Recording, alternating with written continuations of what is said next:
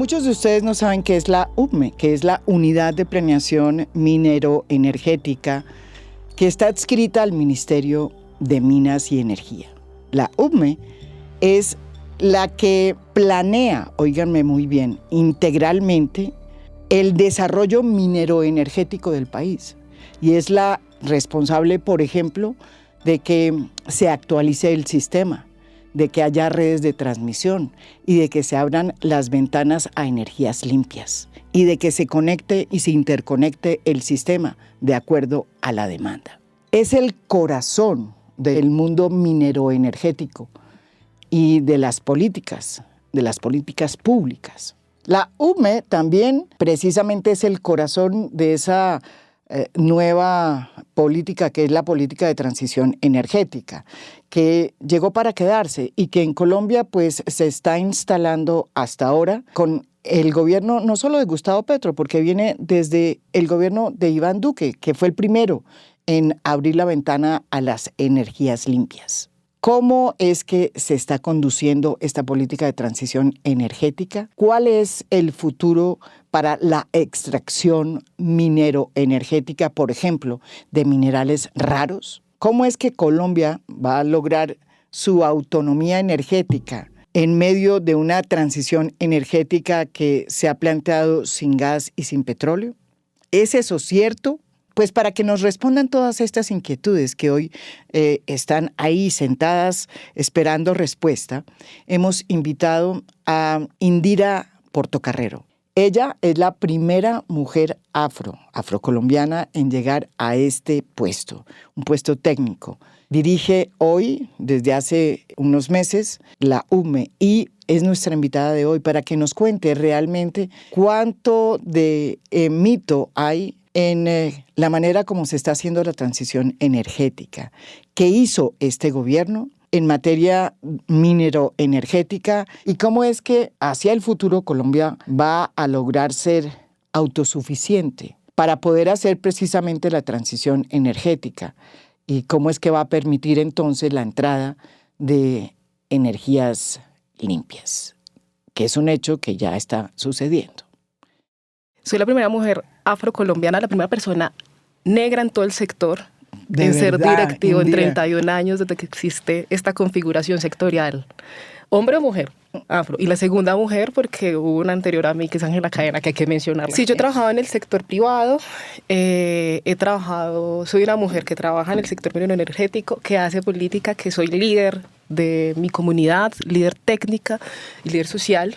Yo soy de Pereira, hija de padre bonaverense, de una mujer campesina de Balboa, Risaralda, pereirana, como dirían en Pereira, más pereirana que papita de la Lucerna, mamá, y orgullosamente mujer afrocolombiana. Más allá de Iván Duque, yo creo que el proceso de introducción de las energías limpias en Colombia ha sido una política que ha evolucionado. Es decir, en el momento que se dio la iniciativa, que fue con Santos, donde empezó los procesos de regulación, porque hay que decirlo, se empezó todo el proceso regulatorio y de desarrollo. Para los que no saben, en el sector de minas y energía necesitamos hacer todo un compendio regulatorio, técnico, de planeación, de política pública, antes de ver las implementaciones y desarrollos de lo que hoy vemos en los proyectos de generación y transmisión. Sí. Cuando yo saco una línea de transmisión, por ejemplo, detrás de eso hubo un análisis de necesidad, una configuración de análisis de costo-beneficio, hubo todo un equipo entero trabajando durante casi 18 meses para yo ya ponerlo en marcha y ver una adjudicación, y después de esa adjudicación viene ya la construcción. Todo un proceso. Es todo un proceso, o sea, esto... lo que vemos en el sector mineroenergético, sobre todo en energía eléctrica, son proyectos a mediano y largo plazo que tienen un impulso de política pública de largo aliento. Uno de los grandes logros de este gobierno es poder acelerar esto. Alrededor de la articulación interinstitucional. Sí, se construyó bajo lo construido, pero con una decisión clave de Estado. Es decir, una decisión presidencial. El presidente Gustavo Petro puso sobre el discurso la política de energías limpias como una de sus banderas de gobierno, y esto se convirtió en una política de Estado en todas las entidades. Creamos una estrategia que se llama 6GW+, que puso a hablar a todas las entidades en torno a la transición. Entonces, en este comité estaban el ANLA, la Agencia Nacional de Licencias Ambientales, habían corporaciones, estaba XM, que es el XM, que es el Centro Nacional de Despacho, está el Consejo Nacional de Operación, están los transmisores, ha ido Grupo de Energía de Bogotá, ha ido ISA, han ido todos los interlocutores. Los generadores, los distribuidores. Van todos estos actores según los temas que vayamos abordando.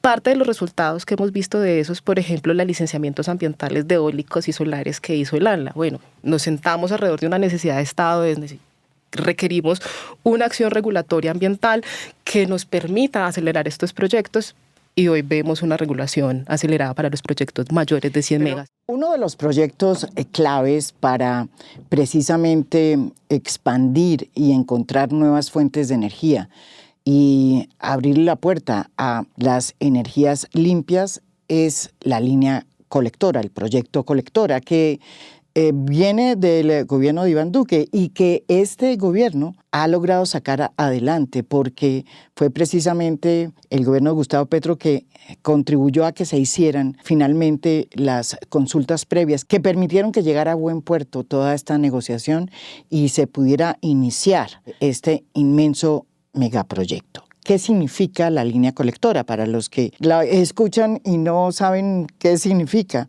pues es una infraestructura de transmisión eléctrica que se va a construir o que se está construyendo desde La Guajira, que sale desde La Guajira, hasta una subestación que queda en Cuestecitas, en Maicao. La línea colectora va a constar de 516 torres que van a atravesar varios municipios de La Guajira y que van a recoger la energía de por lo menos 7 parques eólicos, energía que va a entrar al sistema interconectado para así pues ir cambiando la matriz, que es básicamente una matriz producto de energía hidráulica.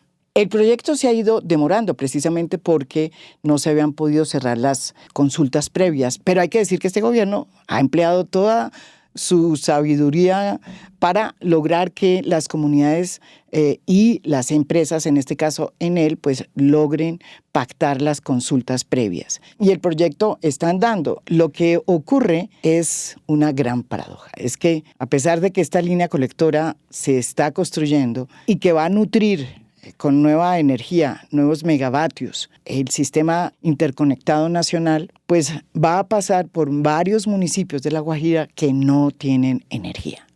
Así es Colombia. La línea colectora está incluida en un instrumento de política pública que se llama el Plan de Expansión a la Transmisión. ¿Qué es el Plan de Expansión a la Transmisión? La Unidad de Planeación Mineroenergética es la entidad encargada de planear el sistema interconectado nacional, para hablar en español a los ciudadanos, porque parte de la democratización de la energía es poder hablar claro del sector. Esto funciona como un sistema circulatorio, donde las grandes arterias es el sistema interconectado nacional, las venas son el sistema de transmisión regional y los vasitos son el sistema de distribución local. La colectora hace parte de estas grandes arterias, cuyo objetivo es sacar la energía generada por los proyectos de energía limpias en La Guajira.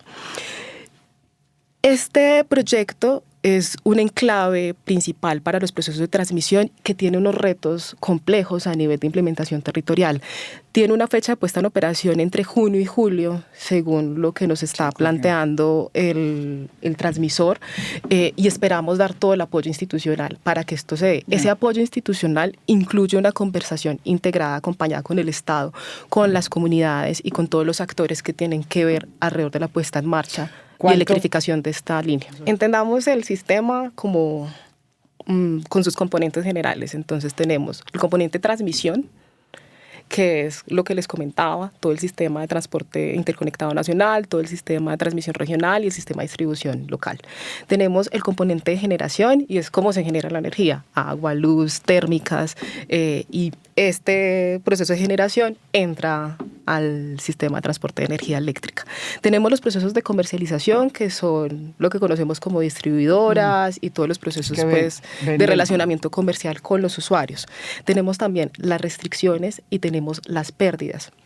¿Esto qué significa? Que esto es todo un conjunto de procesos que al final tenemos como resultado la prestación del servicio de energía eléctrica. Es muy importante tener en cuenta que los procesos de transmisión se desarrollan en todos estos aspectos. Entonces, para el proceso de transmisión necesitamos expandir el sistema, pero no solo expandirlo, María Jimena, necesitamos modernizarlo. Cuando nosotros llegamos al gobierno, teníamos subestaciones que hace 70 años no le hacían repotenciación ni modernización. Tengo la gran noticia de contar que esta semana, hoy mismo, sale la resolución de obras urgentes solo para la modernización de subestaciones. Acabamos de sacar también un proceso de obras urgentes para expansión y ya tenemos a puertas la firma del nuevo plan de expansión de transmisión que se piensa el sistema para expandirlo y que tiene nuevos servicios, porque esta entrada de energías limpias requiere nuevos servicios para la estabilización y la puesta en y que sea firme esta energía, con unidades de almacenamiento y compensadores síncronos. ¿Qué hacen estas unidades? Primero, pues almacenar y poder que estos proyectos tengan más prestación, más horas, pero también hacen que sean estables en el sistema, que no nos pase lo de España y Chile. Lo de España, sí. Es decir, que a la entrada masiva de energía limpia y un sistema que no estaba preparado, pues tuvieron un apagón, digámoslo así. También no lo tenemos que pensar en términos de generación. Entonces, ¿cuál es la transición en términos de generación? No lo podemos pensar a pequeña y gran escala. La gran escala son estos grandes proyectos que entran, que necesitan licenciamiento ambiental, que necesitan inversión, que necesitan unas condiciones y unas garantías para poder entrar en operación. Estos proyectos, lo que hemos hecho es articularlos a nivel institucional, entender sus necesidades institucionales, tanto regulatorias, Estamos hablando de cosas como Hidroituango, Estamos hablando de proyectos solares como los que hemos estamos hablando de solares. Estamos hablando de energías limpias, estamos hablando de pequeñas centrales hidroeléctricas, estamos hablando de parques solares, estamos hablando de proyectos eólicos, que necesitan toda una configuración estatal para que yo le puedan entrar. Me acuerdo que se lo pregunté al anterior director, la idea de insistir en abrir licitaciones o escenarios para construcción de pequeñas hidroeléctricas, ¿cómo va? ¿En qué va? Un poco cómo funciona la generación. La generación funciona alrededor del libre mercado, es decir, quien tenga interés de hacer un proyecto de generación puede hacerlo. Lo que nosotros hacemos en la unidad es tener el sistema a punto, digámoslo así, aunque tenemos muchas necesidades todavía de infraestructura de transmisión, para que estos proyectos puedan entrar. Hay iniciativas en este momento privadas en Antioquia, en el Cauca, en el centro del país, ya presentándose y con proyectos asignados en desarrollo. Son los que... Nosotros somos los que damos la autorización de entrada al sistema, claramente con una regulación expedida por la Comisión de Regulación de Energía y Gas. Y ya hay proyectos en ese sentido. Entonces, claro, claro, nomás hace 5 meses estuvimos en Chorreritas, en San José de Tuerquía, 4 horas de Medellín, viendo la puesta en marcha de una pequeña central hidroeléctrica. Solo ese promotor tenía como 3 proyectos en desarrollo. Ellos de hecho tienen gremio y tienen diferentes proyectos para poner en marcha en el país. ¿Cuál es el reto realmente de estos proyectos?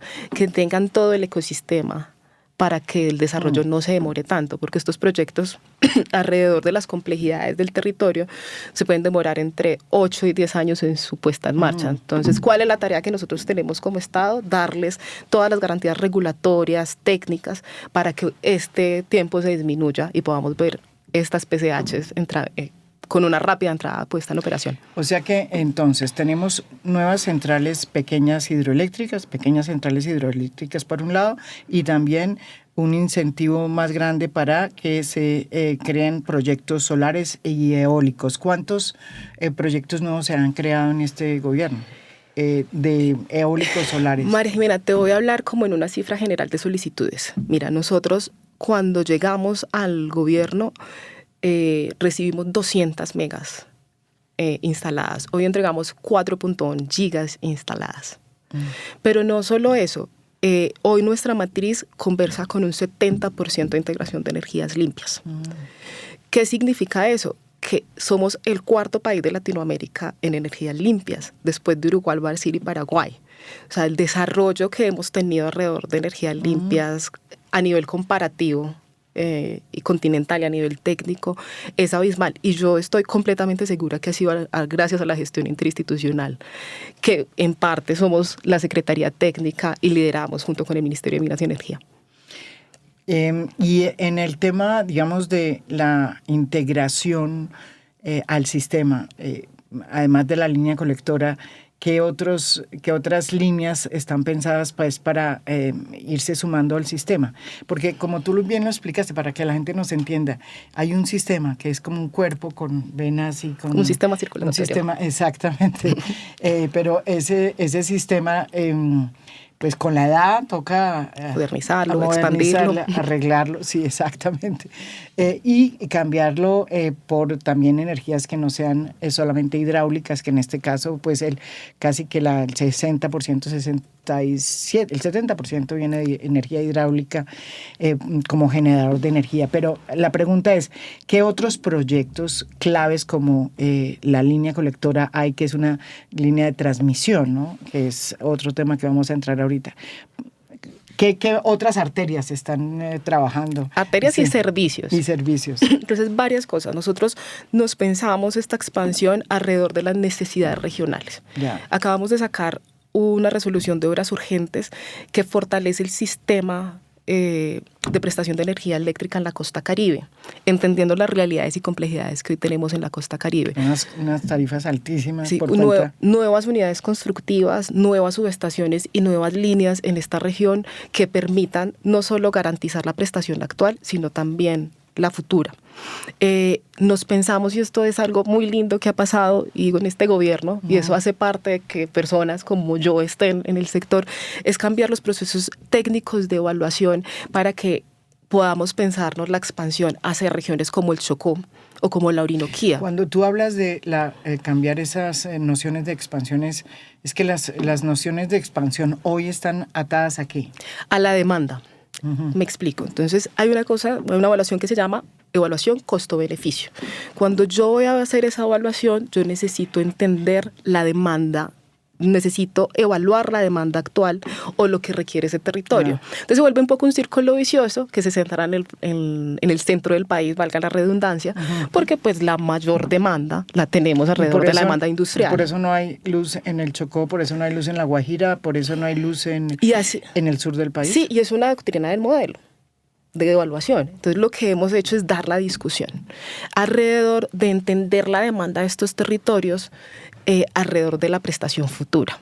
Y esto ha pasado con la línea 115 de Caquetá y con la línea 110 de Putumayo. Cuando instalamos estas líneas hubo una expansión de la demanda, es decir, la energía como un habilitador de derechos. Entonces cuando yo llevo energía eléctrica, pues hay demanda, hay hospitales, hay comercio, hay educación, se expande. Entonces cambiamos ese modelo de evaluación y hoy tenemos sobre la mesa y sobre el modelo de expansión de transmisión a Candiunguía y la nueva subestación Quibdó, que era impensable bajo otros modelos de evaluación. Y pues para mí, en lo que yo represento, pues son dos obras que son bastante importantes. Indira, yo le quiero llevar a otro tema que tiene que ver, digamos, que a otra región más bien, y es que hablando de lo que se está haciendo, por ejemplo, con la línea colectora, que es tratando de meter al sistema nuevas energías producto de la energía eólica y el producto de la energía solar, uno se pregunta, bueno, ¿y cómo es que funciona este nuevo modelo? Porque es que están sacando energía de una región que no tiene energía, no tiene luz, para no hablar de agua, que es La Guajira. El gobierno de Gustavo Petro fue 2 veces a ir con las ministras a decir, vamos a... Y va mañana. Ajá. Va el jueves. Él ha ido muchas veces allá a prometer que va a dejar ese departamento con luz y con agua. Hoy la media y la alta no tienen ni luz ni agua, pero en cambio sí tienen 58 proyectos eólicos que forman parte de lo que supuestamente iba a alimentar a la línea colectora, ¿sí? Para poder cambiar la matriz energética. Y lo que ha sucedido en La Guajira es que esos proyectos están parados porque la comunidad dice, momento, la manera como han venido acá el gobierno, las empresas, a utilizar el territorio, para no darnos sino compensaciones, porque eso no tienen ya ni regalías, creando proyectos que ni siquiera generan una posibilidad de mano de obra en el territorio que es de uno, pues a ellos les ha parecido, y a ellas sobre todo, que son lideresas las que han ido llevando esa bandera, pues les parece que es injusto y están parados. 58 proyectos, la mitad de esos una buena parte se los acaba de comprar Ecopetrol, porque las empresas privadas como que dijeron ya no más, no pudimos hacer más. ¿Qué pasa ahí? ¿Cuál es el modelo? Porque Gustavo Petro pues ha ido a prometer, pero no lo ha logrado. Es importante, no lo ha hecho. María Jimena, saber qué ha pasado Uh-huh. y cuál es la diferencia en este gobierno. La situación de los proyectos de generación de La Guajira, yo creo que hay que evaluarlo en 3 aspectos fundamentales: la participación de la empresa privada y su papel alrededor de los proyectos de generación y su relacionamiento comunitario, el papel que ha jugado el Estado alrededor de estos proyectos, cuál ha sido la reglamentación, la normalización, por ejemplo, de herramientas como la consulta previa, cuál ha sido su incidencia alrededor de las negociaciones entre empresarios y comunidades, siendo esto una responsabilidad de la empresa, porque es que es importante entender que la responsabilidad con las comunidades y de compensación social es de las empresas, y el rol, rol de las comunidades alrededor de la protección de sus derechos. Parte de lo que es un trabajo arduo, o sea, yo creo que las 257 consultas previas que se sacaron en la primera fase de colectora habla de lo que nosotros aportamos en nuestra identidad de gobierno progresista y popular. O sea, poder hablar con las comunidades y que las comunidades sientan confianza hacia el Estado porque sienten que lo puede defender, era lo que no pasaba. Teníamos y contábamos con un Estado que iba y defendía a la empresa privada y marginaba a las comunidades, y por eso parte de que nunca se hubiera podido negociar en gran proporción la línea o ese tramo que salía de La Guajira para llegar Cuestecitas. A Cuestecitas. Entonces, sí es muy importante el cambio en el paradigma de relacionamiento que se dio con un Estado que se pone del lado de las comunidades, no en contra de las empresas, pero que garantiza el derecho. Eso no pasaba. Ese modelo, si se sigue implementando, yo creo que va a dar frutos importantes, pero queda sobre la mesa otras cosas futuras. Si la compensación es suficiente. Sí, el modelo que se cuando plantea. yo estoy en mi ranchería en La Guajira y me están construyendo un proyecto en el patio de mi casa, el 1% de responsabilidad social es suficiente cuando debería ser, no sé, parte del proyecto alrededor de... Socio, o sea, no es descabellado pensarse eso, pero yo creo que eso es una discusión que se tiene que dar y que hemos puesto sobre la mesa en la planeación. Uno de los errores que tuvo Colectora, porque esto ya venía, es pensarse que los factores sociales y ambientales no eran factores técnicos. Cuando un factor cuesta plata y tiempo, se convierte en un factor técnico.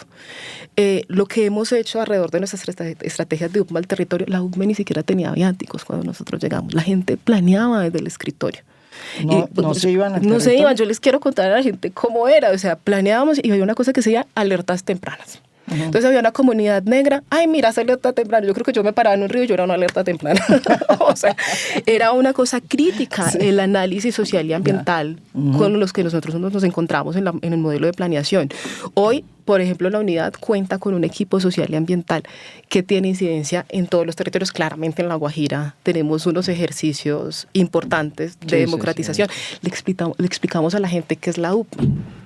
Sí, que la gente... Yo aprendí realmente qué era la UPME en este gobierno, que empecé a mirar pues qué era lo que estaba haciendo y realmente hoy sabemos más que es UPME que antes. Yo no tenía ni idea, ni siquiera todavía, o sea, UPME... Nosotros creamos un concepto de la unidad, y la unidad es el corazón de la transición energética, porque ahí se planea la transmisión, ahí se mira la proyección de demanda, se revisa con qué energéticos vamos a suplir el tema, y lo más importante, entendemos los territorios desde el inicio. Te voy a contar una cosa, María Jimena. Antes las empresas, por ejemplo, iban ya cuando iban a construir la torre.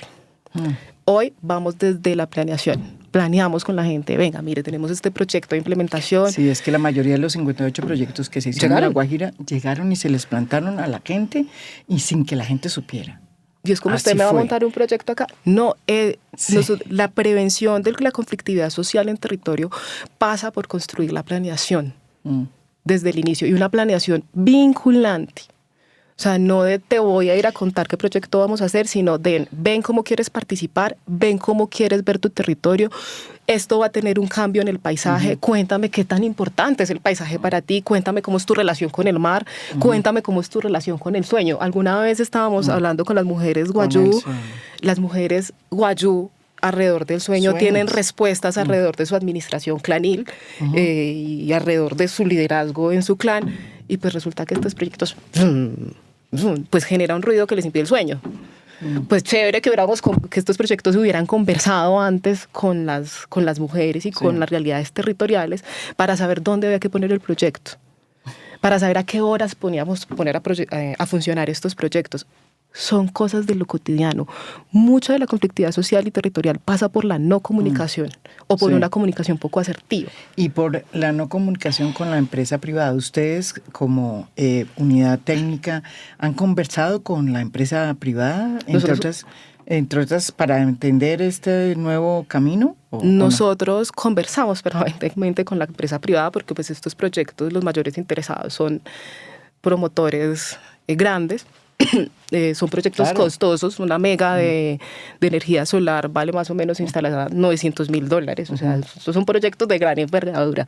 Una PCH, 2.1 millones. O sea, estamos hablando de grandes proyectos de inversión. Sí, lo hemos hablado y lo hemos planteado. ¿Y qué dicen las empresas? Sí, nosotros lo hemos planteado, María Jimena, no como un problema, sino como parte de la solución estructural para que sus proyectos puedan funcionar. Nosotros debemos pensarnos estos desarrollos del proyecto alrededor de una solución para todos, no que le funcione a unos cuantos. Claro, yo te entiendo como empresario cuando tú me dices que tu proyecto debe entrar en tal fecha puesta en operación, que tiene que tener una entrada comercial y tú debes tener tu remuneración en cierto tiempo. Ven, si integramos el tema social y ambiental a tiempo, tal vez sí pase. Tal vez podamos tener fechas de puesta en operación a tiempo, pero no solo a tiempo, sino con una conversación integrada con la comunidad. Es que esta comunidad va a ser tu vecina 30 años. Tú debes hablar con tu vecino 30 años bien. Esto es lo que nosotros queremos interiorizar en el modelo, que esto beneficia a todos. Esto beneficia al privado, esto beneficia a las comunidades y mejora nuestra realidad y nuestro funcionamiento como Estado. Esto no debemos dejar de pensar que las comunidades, y esto es una invitación a las empresas, son el talón de Aquiles de la transición. No, las comunidades son la transición. El tema de las redes de transmisión, que tiene que ver con lo que pasó con Colectora y todo esto, pero es increíble cuando uno ve qué es lo que pasa, los desafíos de esa matriz nueva de la que estamos hablando. Uno de los problemas es la falta de las redes de transmisión. Entonces, tenemos un sistema interesante que se está nutriendo, ¿no es verdad?, de nuevas energías, pero no tenemos cómo llevarlas, ¿no? Cómo llevarlas al centro o al sur o al occidente o al oriente, porque sobre todo a Bogotá, que es una cosa increíble, porque no hay redes de transmisión, que son esas pues torres que ustedes están viendo, ¿sí? ¿Qué es lo que pasa? ¿Por qué no hay redes de transmisión? Y eso no es un problema de este gobierno. Varias cosas. El sistema de transmisión siempre va a necesitar expandirse porque la demanda crece. Y mucho más. Ahorita con el auge tecnológico se vienen data centers, nosotros mismos aumentamos nuestro consumo, con el crecimiento de la industria. O sea, hay muchos factores en la matriz energética que hacen que las necesidades de transmisión aumenten. Es decir, siempre vamos a necesitar que el sistema de transmisión aumente. Es muy importante pensarnos este sistema de transmisión como un sistema vivo y no estático. ¿Y a qué me refiero con un sistema vivo? Que requiere más una ampliación alrededor de los nuevos proyectos que entran, que requieren nuevos servicios y nuevas tecnologías, como los compensadores síncronos, como el almacenamiento, y a medida que vaya evolucionando, va a irse modernizando. Un sistema que piense en los territorios y se expanden y que cambien sus modelos de evaluación técnica, como ya te había comentado. Hoy, dentro de la unidad de planeación mineroenergética, vamos a entregar el nuevo plan de expansión de transmisión que da señales de expansión y deja obras para convocatorias a adjudicación, pero Además, en este gobierno tenemos el histórico de convocatorias. 44 convocatorias hemos sacado, este año vamos a sacar 17. Adjudicamos 5 compensadores síncronos en 2 convocatorias. Hemos tenido un aceleramiento operativo técnico para poder llevar esto a cabo. Pero además vamos a sacar otras obras urgentes, como te comentaba, para la modernización, porque no solo es expandirlo, sino mantenerlo. Es muy importante pensarnos, mantener lo que hay, expandir lo que hay, pero sobre todo modernizarlo. Nos estamos pensando esa expansión de cara a estos 3 niveles y a eso estamos respondiendo. Dejamos un balance absolutamente positivo en adjudicaciones y convocatorias.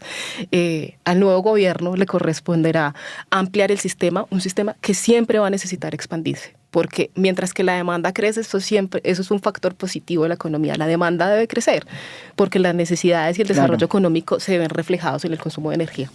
Una pregunta, cuando uno habla de todo este desarrollo minero energético, también está incluido todo este tema de las tierras raras y las minería pues de extracción legal, obviamente, que yo creo que ya es inevitable. O sea, hay que saberla hacer, hay que hacerla de manera...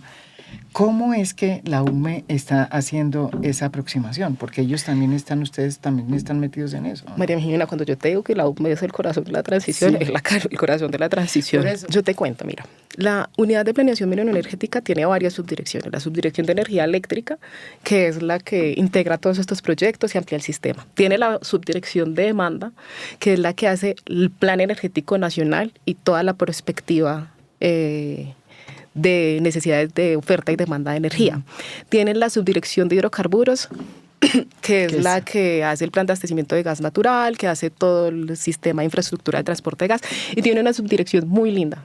O sea, que yo quiero mucho de pronto, no se oye tanto que la subdirección de minería. Esta subdirección de minería hace el Plan Nacional de Desarrollo Minero, que en 31 años nunca lo habían adoptado. Acabaron de adoptarlo hace 15 días por parte del Ministerio de Minas y Energía. ¿Qué significa que lo adopten? Que hoy tenemos una línea clara de política pública alrededor de lo que esperamos en el tema de minería. ¿Cómo se hizo este ejercicio?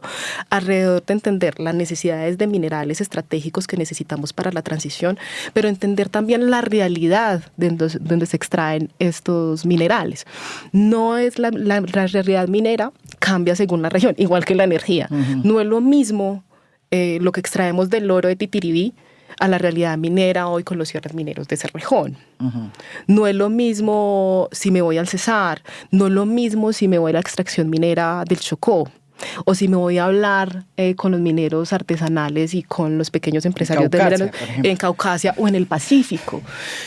Lo que hicimos con este Plan Nacional de Desarrollo Minero es entender las realidades mineras, una integración de roles de cada uno de los agentes que intervienen en el proceso minero. ¿Cuáles son esos agentes? Los institucionales. Es el Servicio Geológico Colombiano, que es el que analiza los potenciales. ¿Y hay ya información sobre eso? Sí tenemos nosotros importantes yacimientos de minerales raros. Sí, nosotros en este momento tenemos minerales raros, pero no solo los minerales raros, sino también los minerales de función, de construcción.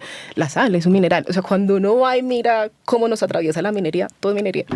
Entonces, la minería responsable y la minería pensada con un enfoque social y territorial es fundamental para pensarnos los minerales para la transición. ¿En qué términos nos los pensamos? En minerales para la transición, minerales para los paneles solares, minerales para una economía de la vida, no unos minerales para grandes extractivistas que se llevan nuestros recursos y nos dejan mínimas regalías. No, nos pensamos unos minerales para Colombia y para los territorios.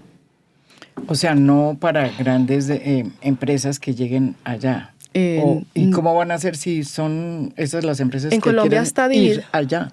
En Colombia están divididos la gestión pública de minerales en 2.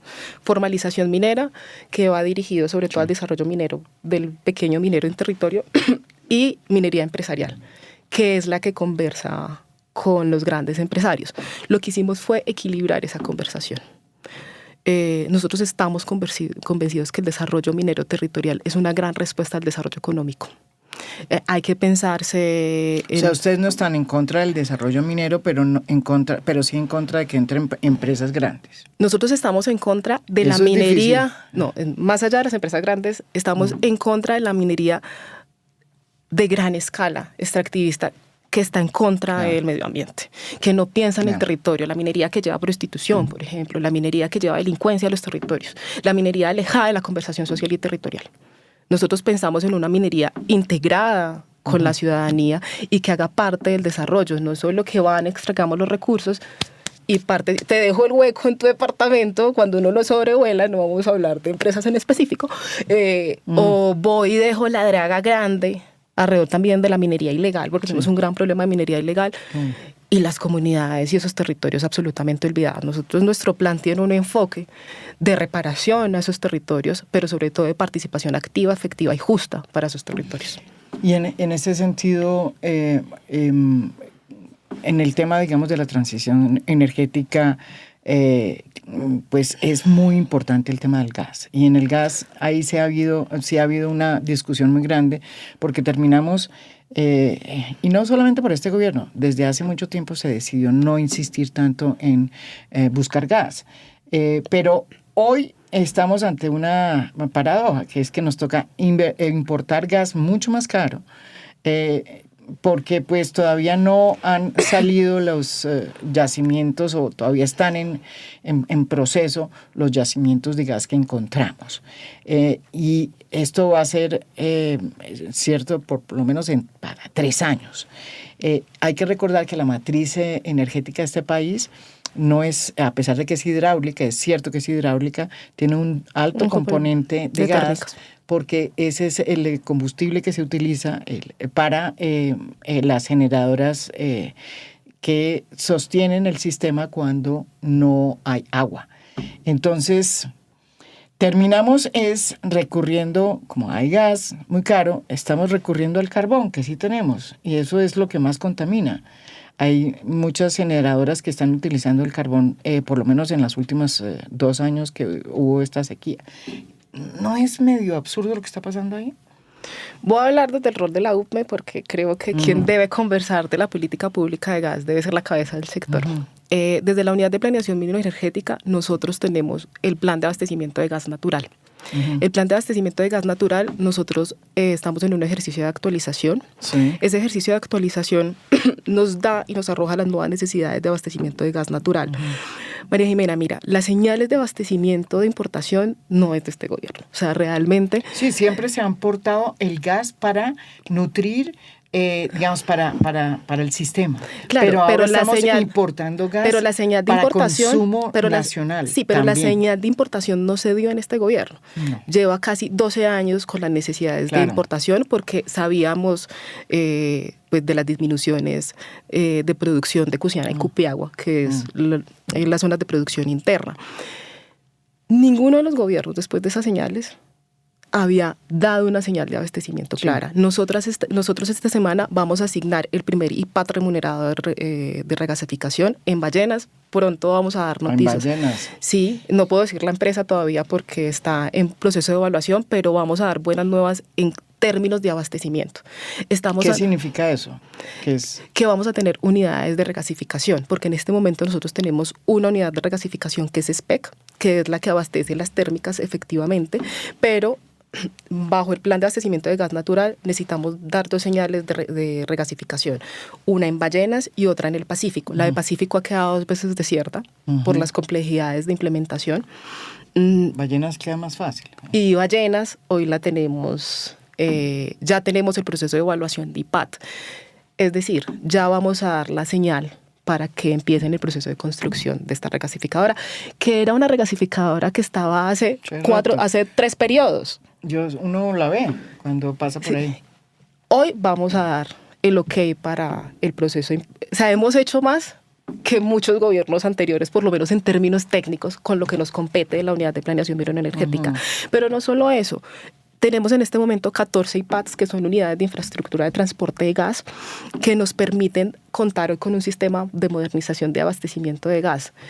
Con respecto a los procesos de abastecimiento, yo estoy profundamente de acuerdo que los contratos actuales de exploración deben ser más eficientes, sobre todo porque son una cantidad. O sea, sí, no, pero digamos, hay una cantidad de yacimientos que todavía, sobre todo de gas, offshore.